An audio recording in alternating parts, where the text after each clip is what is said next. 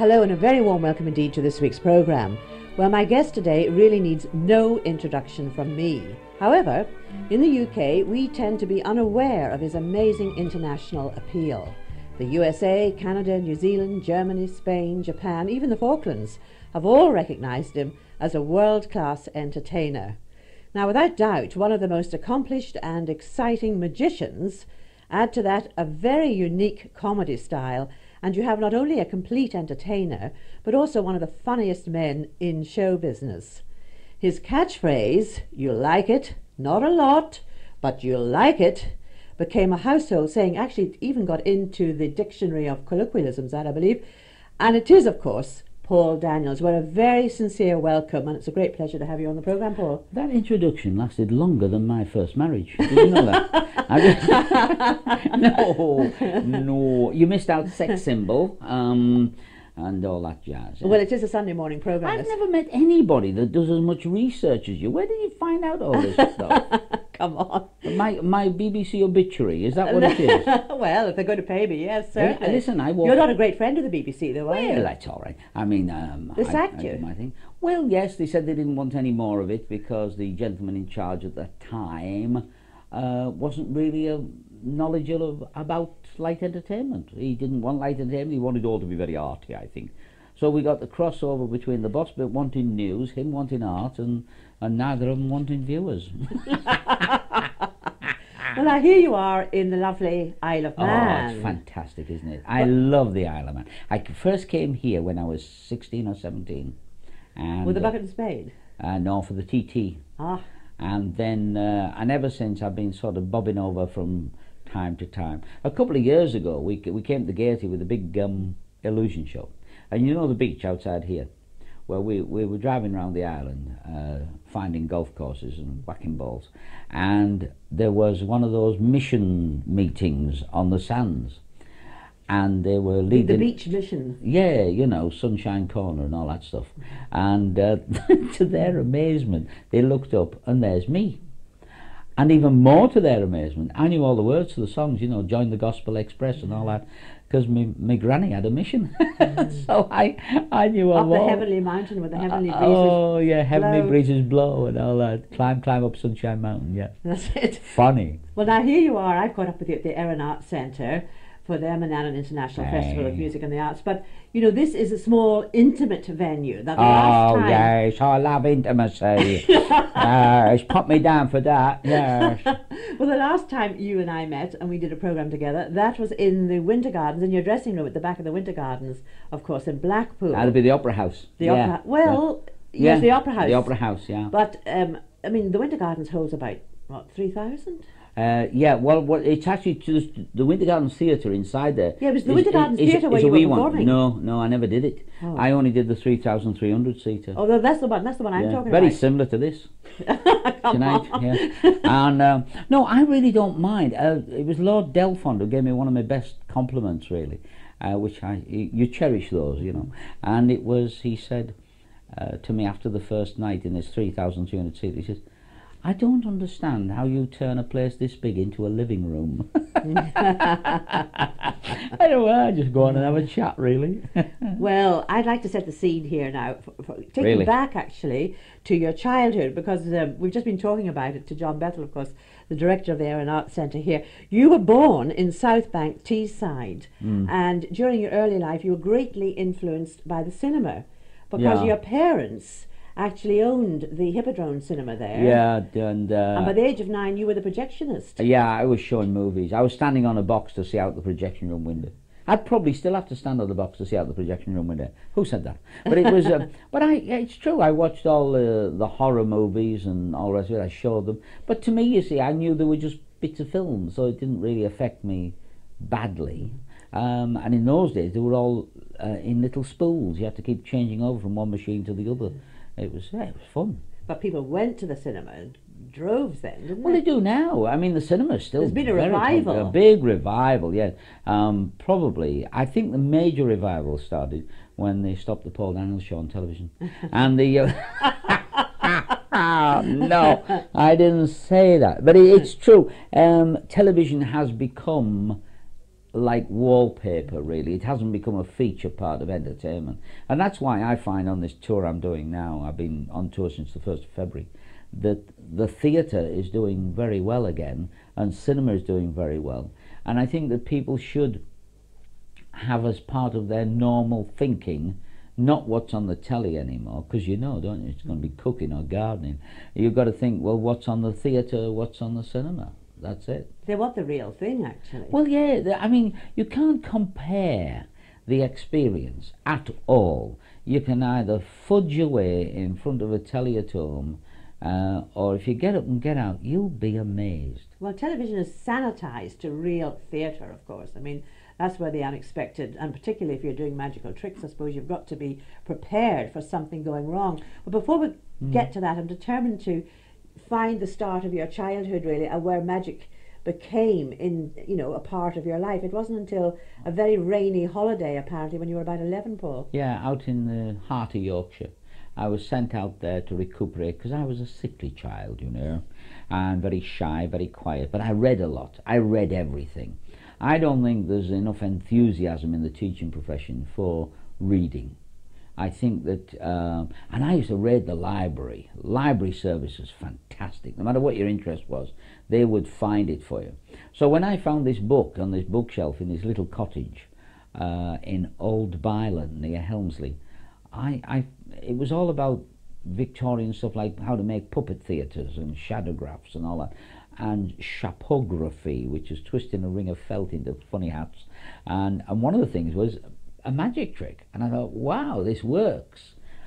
And I have sort of carried it around ever since. It's a mathematical thing, but it worked. So I went back home, and the library service got me all these books on how to do tricks. I should take them back, really. But your parents, I mean, they can't have been too pleased. No, they can't. It wasn't going to be a proper job, was it? Well, no, it wasn't. And also, my mum wasn't enamoured of show business because my auntie was in it. My auntie Maureen was a devil. She had 8 husbands and none of them were hers. And it was... actually, I'll tell that gag for you. And then I buried the poor woman a few years ago and found out in her real life she'd had 6 husbands. For real. And yet the last fella she never married with, and she lived with him for 27 years. So Maureen was a devil, but she was wonderful. She's a great, full-of-life character. But of course, my mum, brought up with the mission and all that, thought she was very naughty. Show business was naughty. That you can't go in that, there'll be talk. And so I became a local government junior clerk, then a soldier, went back to being a local government internal auditor, and eventually bought a grocery shop and mobile shop. So that was a form of insurance. Yeah, that was insurance just against being, maybe show business wouldn't work for me. But at the age of 30, I just got so many bookings, I went for it. Actually, you had to sell that grocery business, I gather, within 2 years. But surely it was national service you did. That's why you joined up in the army and you were out in Hong Kong. Yeah, you must have entertained the troops there. That must have. Well, yes, but that was accidental, my entertaining the troops, because I didn't know as a soldier you're not allowed to have another job. I went off entertaining Chinese people in their rich parties. Were you taking money for it? Of course. And I still do. And I still do private parties and corporate work and all that. But in those days it was kind of new.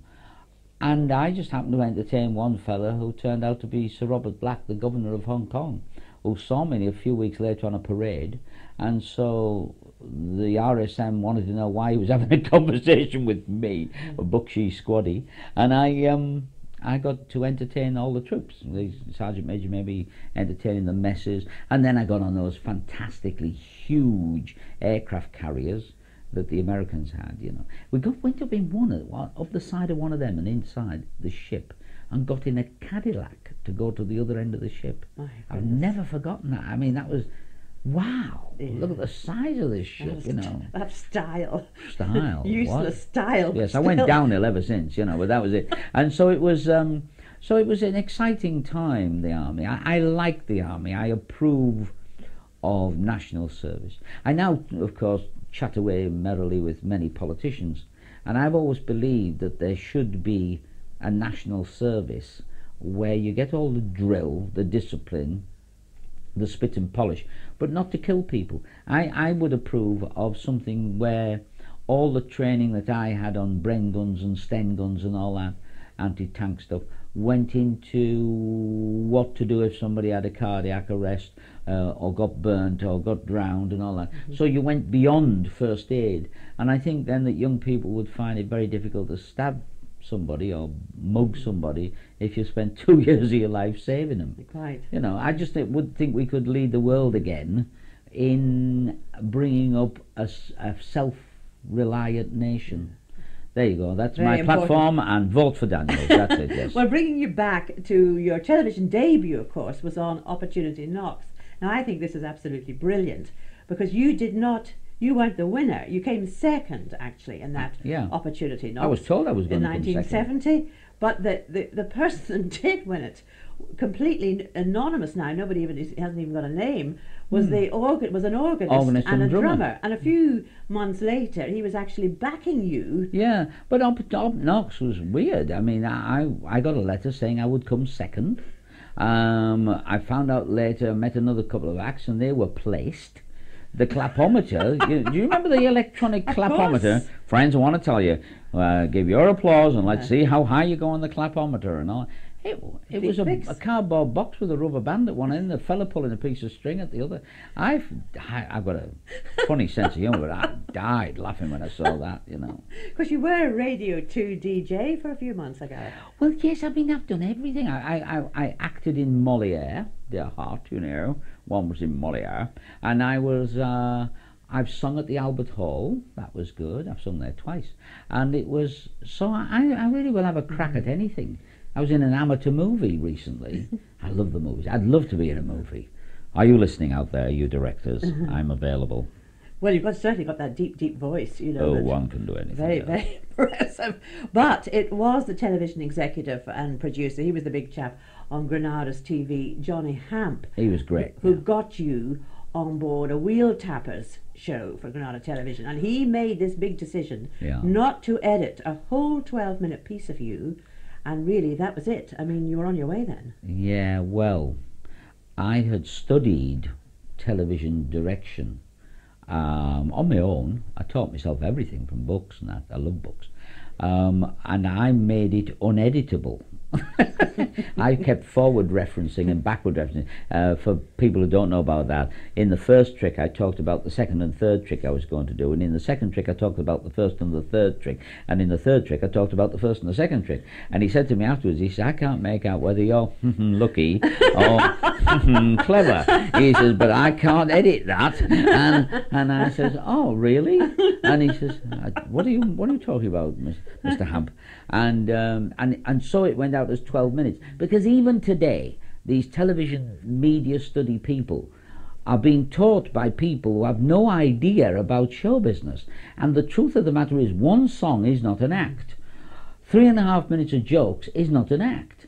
Acts develop, they need time. And so by leaving myself on air for 12 minutes, well, not leaving, Johnny put me on for 12 minutes on prime time, people went, wow, nobody'd been on this long before. And so he invited me straight back, and I got invited back, and I did about, what did I do then? I did 15 minutes.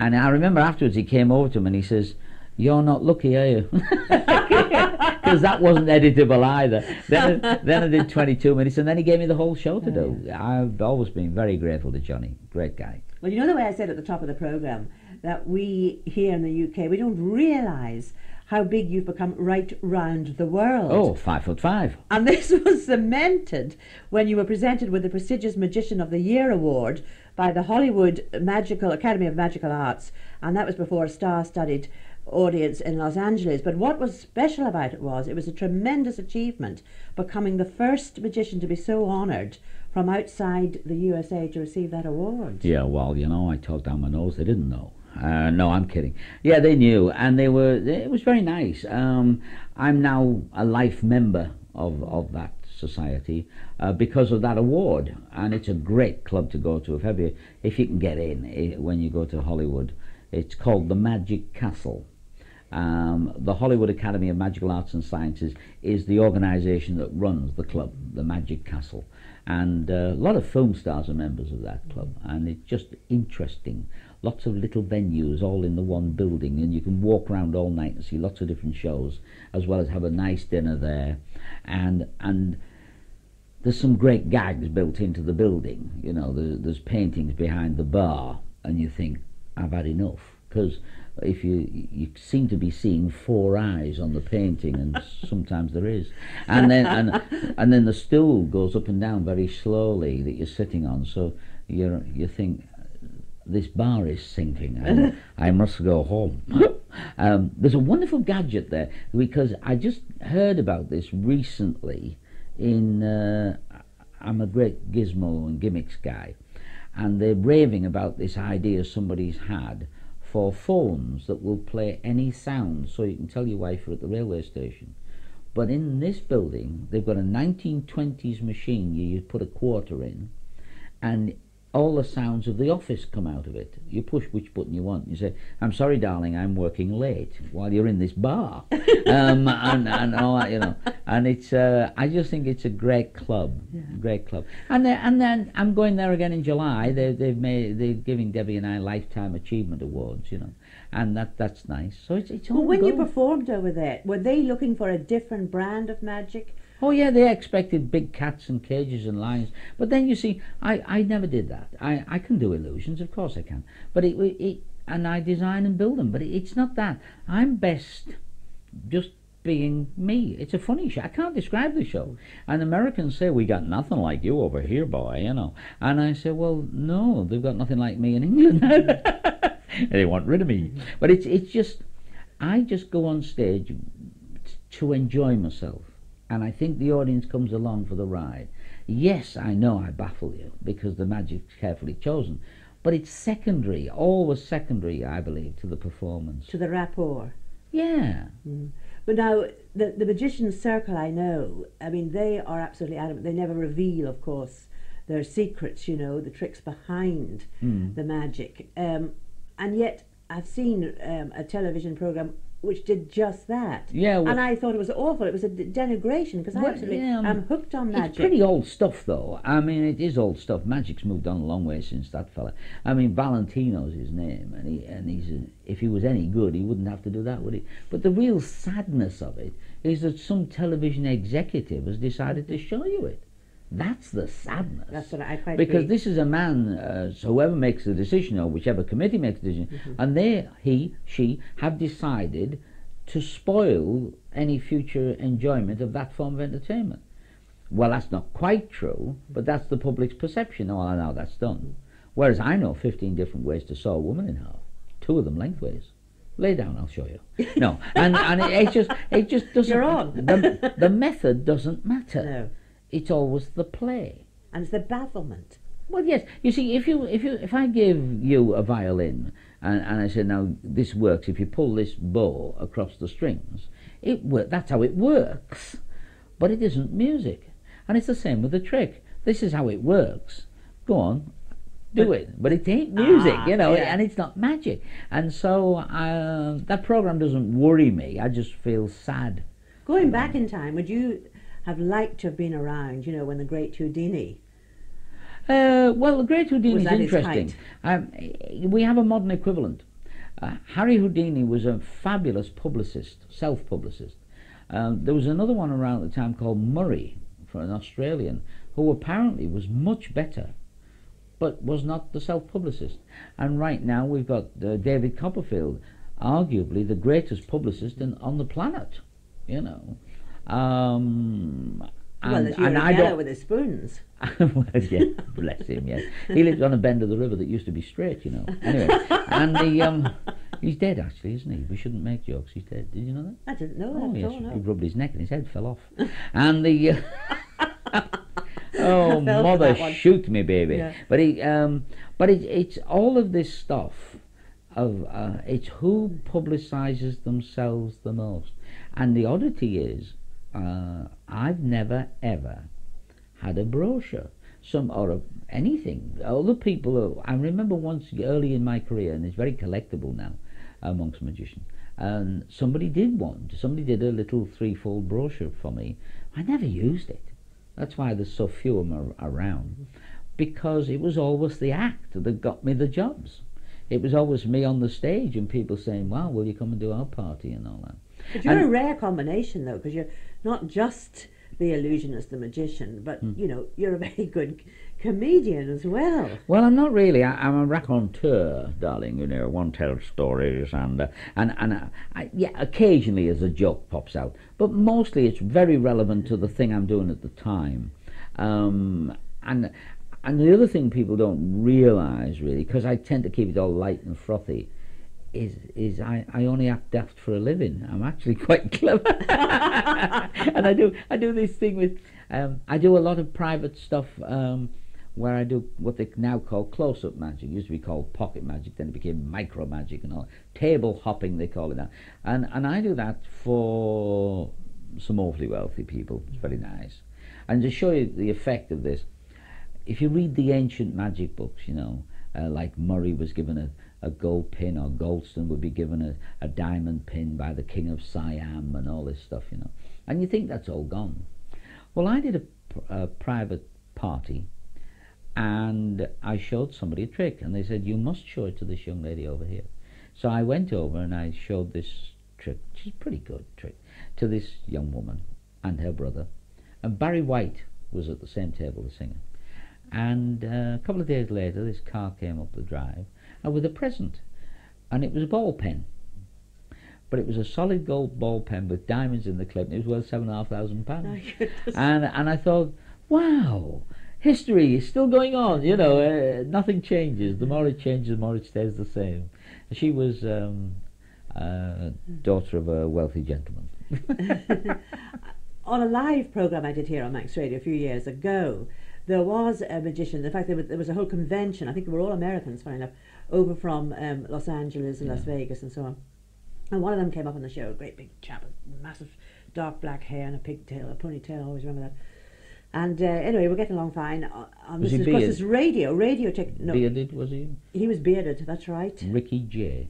It might have been, yes, the Ricky producer thinks it Could have is. been Ricky J, yeah. But he said, "I feel like playing a game of poker," he said. I can't remember how many hands there are on a game of poker. Is it 6 or 5, whatever it was? And he said, "I would like the listeners, 5 listeners, say, to phone in with the 5 different cards, like the 6 of spades or something, right. And so 10 of hearts or whatever."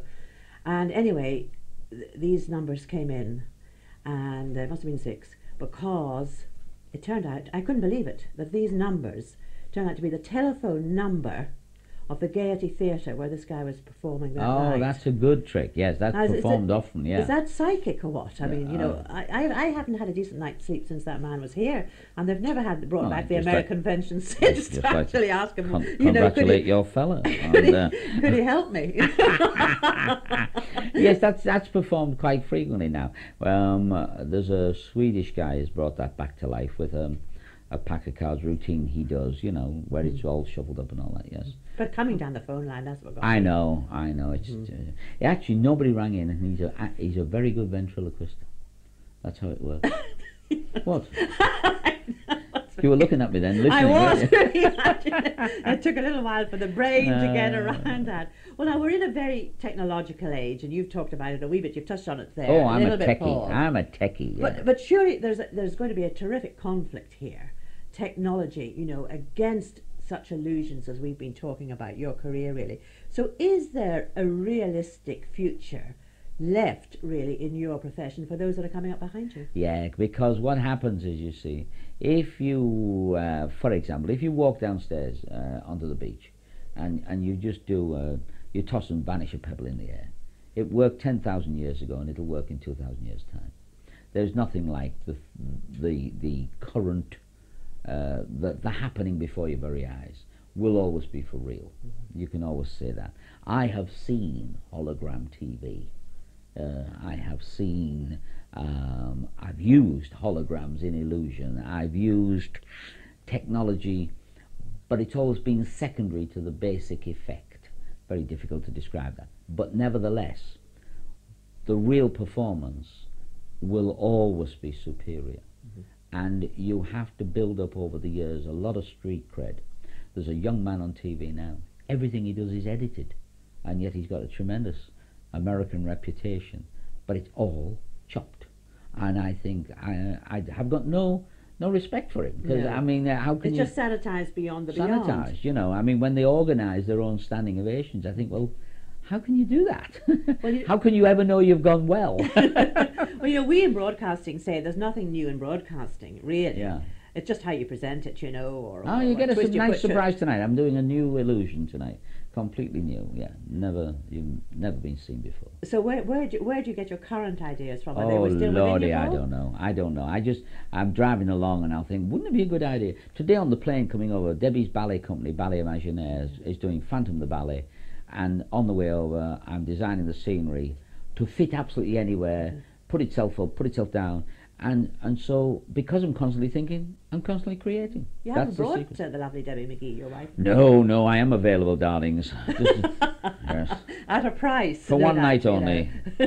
Well, we appreciate it very much indeed that we've had you for nothing, literally. It's been a great joy. The a pain. second time around Oh, on the Max pain, Radio. the pain. The Yeah. last time you and I met, actually, we were sitting together in the choir stalls, virtually, Yes. in Westminster Abbey for Les Dawson's memorial service. Now there was someone... I remember a you tremendous- sang and 400 people changed their religion. Yes. Paul Daniels, you've been great. Thank you very, very much God indeed bless for you. sparing the time. Great to have you on the Geraldine Jamieson interview this week. May you come back again soon. Thank you.